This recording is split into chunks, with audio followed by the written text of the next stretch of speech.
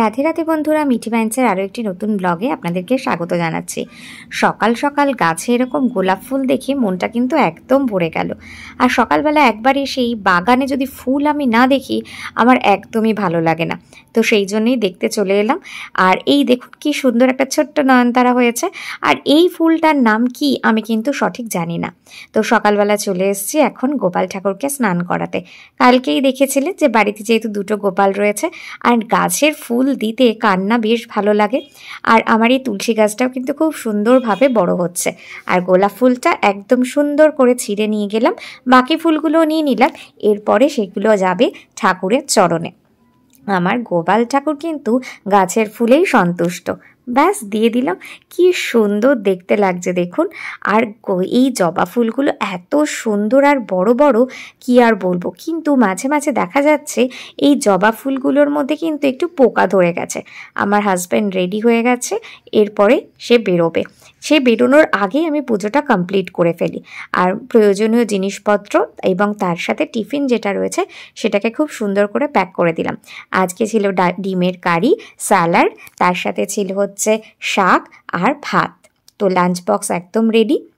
আর এই সকালবেলাটাতে একটু তাড়াহুড়া থাকে, তাই আমি চেষ্টা করি সব কিছু হাতের সামনে রেখে দেওয়ার, যাতে বেরোতে কোনো অসুবিধা না হয়। তো সুন্দর করে ব্যাগ এবং তার সাথে টিফিন বক্স গুছিয়ে দিয়েছি। ব্যাস, বাবু এবার রেডি একদম যাওয়ার জন্য। আর পরে ভুলে গিয়েছিলাম, এগুলোকে মনে হয় গজা বলে, আপনারা জানাবেন তো আমাকে এগুলো কি বলে।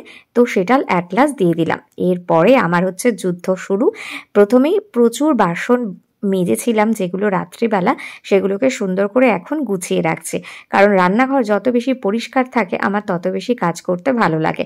আর যত বেশি এলোমেলো থাকে দেখবেন একদম মনটা কীরকম একটা বিধিকিচ্ছিরি টাইপের হয়ে যায়। তো যাই হোক, একবার সব খুলে ঠুলে দেখে নিলাম যে সব কিছু ঠিক আছে কিনা। যখনই সকালবেলা উঠে দেখি না কেন যে মাকড়সা, আরশোলা এগুলো কোথাও না কোথাও কিন্তু বাসা বেঁধেই রয়েছে। আর এই ওআরএসের প্যাকেট, যেটা তো এখন ভীষণভাবে প্রয়োজনীয়। তো একবার আপনাদের সাথে ছোট্ট করে কিচেনটা শেয়ার করে নিলাম। আর এরপরে চলুন জানলাটা খুলে দেওয়ার পালা। বাইরে থেকে রোদ আসলে মনটা একদম ভরে যায়। সকালবেলা আমি কিন্তু এই যে মেথি ভেজানো জল আর কুলেখাড়া, এই দুটো কিন্তু অবশ্যই খাই। তার কারণ হচ্ছে আমার যেহেতু হিমোগ্লোবিন অনেকটাই কম, সেই জন্য। চাল আর ডালটাকে ধুয়ে রেখেছি, আর এখানে হচ্ছে অনেকগুলো সবজি রেখে দিয়েছি। এই সবজিগুলো কিন্তু আজকে রান্না হবে খিচুড়ি হিসেবে। আর ছিল হচ্ছে চাল, আর যেটা ভাতের জন্য, আর এটা হচ্ছে কাবলি ছোলা। তো সবার প্রথমে আলু, ফুলকপি, বেগুন আর গাজর আর সব দিয়ে দিয়েছি হচ্ছে তেলের মধ্যে। তেজপাতা, শুকনো লঙ্কা, জিরে এবং সব সবজিগুলো সুন্দর করে দিয়ে নিয়েছি। আর এদিকে গরম জলে ভাপিয়ে নিয়েছি ফুলকপি। ব্যাস, আমার সবজিগুলো একটু একটু ভাজা হয়ে গেছে, তার মধ্যে চাল আর ডালটা দিয়ে দিলাম, আর সামান্য নুন দিয়েছি, আর সবার শেষে হলুদ দেব। আর এখানে আমার সেই মেথির জল, জোয়ানের জল, আমলকি, আর তার সাথে রয়েছে হচ্ছে কুলেখাড়ার রস। সকালবেলাটা কিন্তু আমার এটা দিয়েই শুরু হয়। এটা খাওয়ার পরে আমি কিন্তু অনেকটাই বেটার ফিল করছি। আর এদিকে ততক্ষণে খিচুড়িটা হতে থাক, আর সকালবেলায় এই সমস্ত বাজে খাবারগুলো দিয়ে আমি শুরু করি। তো এই যে এই বক্সগুলো যে দেখলেন যেখানের মধ্যে খাবার ছিল, তো ওগুলোকে রোদে রাখার কারণ হচ্ছে ওগুলোর মধ্যে যে হলুদ রঙের দাগ পড়ে গেছে খাবারের, সেই দাগ রোদে রাখার পরে একদম কিন্তু চকচকে হয়ে যায়। এরপরে হচ্ছে আমার গাছে জল দেওয়ার পালা। আর যত জায়গা রয়েছে উঠোনের যে সিঁড়িগুলো রয়েছে সেগুলোতেও জল ঢেলে দেওয়ার পালা। আর এরপরে বেশ কিছুক্ষণ আমি একটুখানি হেঁটে নিলাম। তারপরে চলে এসেছি বেগুন ভাজা করতে। বেগুনটাকে এবার সুন্দর করে ভেজে নেব। আর যেহেতু আমার অল্প তেল খেতে হবে কোলেস্টেরলের কারণে, সেই জন্য যতটা কম সংখ্যক করা যায়। আর এখানে অনেকটাই কিন্তু সেদ্ধ হয়ে গেছে। ব্যাস, আমার ফেভারিট খাবার খিচুড়ি আর গরম গরম বেগুন ভাজা। কত বেগুন দেখুন! কিন্তু সবগুলো আমি খাইনি, শুধুমাত্র ভিডিও বানানোর জন্যই রেখেছি। পরে ধীরে ধীরে করে রাত্রিবেলা অবধি খেয়ে নিয়েছি। তো চলুন এরপর ঝটপট করে খাবারটা কমপ্লিট করে ফেলি।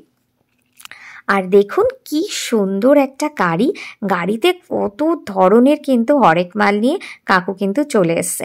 আর এরপরে ঘরটাকে সুন্দর করে ঝাড় দিয়ে জল ঢেলে নিলাম, কারণ মেইন গেটে তো ঘুম থেকে উঠেই জল ঢালতে হয়, কিন্তু অনেক সময় সেটা আমার একটুখানি লেট হয়ে যায়। তো চলুন এবার ঝটপট করে হচ্ছে ঘরটা মুছে ফেলতে হবে। আর তারপরে ঘর মুছে স্নান সেরে এরপরে কিন্তু লাঞ্চের পালা। দেখুন আজকে ছিল সেই বেগুন ভাজা, সঙ্গে স্যালাড, তার সাথে কাবলি ছোলা আর হচ্ছে শাক। এই এই হচ্ছে আজকের রেসিপি। কার কার একটা পছন্দের রেসিপি অবশ্যই কমেন্ট করে জানাতে কিন্তু ভুলবেন না।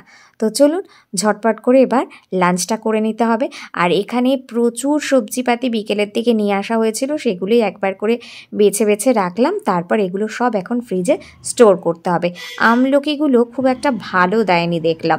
আর রাত্রিবেলা ছিল এই খাবার। আজকের মতো ব্লগটা শেষ করছি। রাধে রাধে।